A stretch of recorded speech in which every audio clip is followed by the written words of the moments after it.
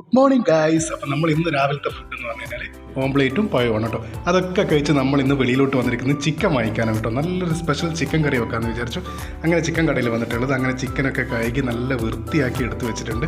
ഇത് നമുക്ക് എല്ലാ മസാലകളൊക്കെ ചേർക്കണം. തക്കാളി, ഉള്ളി, പിന്നെ ചിക്കൻ മസാല, മുളക് പൊടി, മഞ്ഞൾപ്പൊടി, വെളുത്തുള്ളി, ഇഞ്ചി, മുളക്, ഉപ്പ് എല്ലാം ചേർത്ത് നല്ലൊരു കിടിലം വെറുത്തൊരു ചിക്കൻ കറി ഉണ്ടാക്കാനാണ് എൻ്റെ പ്ലാൻ. കിടിലാവോ ഇനി കൊള്ളാവോ എന്നറിയില്ല, കാരണം ഞാൻ പലവട്ടം വെച്ചിട്ടുണ്ട്, എല്ലാം നല്ല ഭംഗിയായിട്ടുണ്ട്. അപ്പോൾ ഇതും അതുപോലെ ചെയ്യുന്നതാണ്.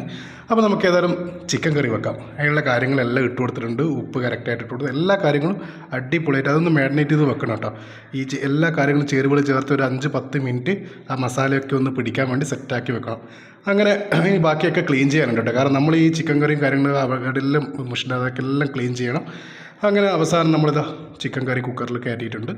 അങ്ങനെ നമ്മളെ chicken curry, special chicken curry തയ്യാറാവുകയാണ്.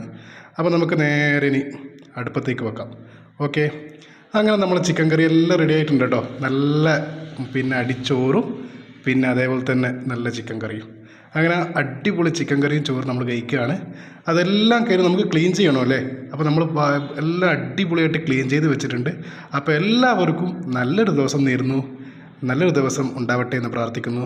Okay, by.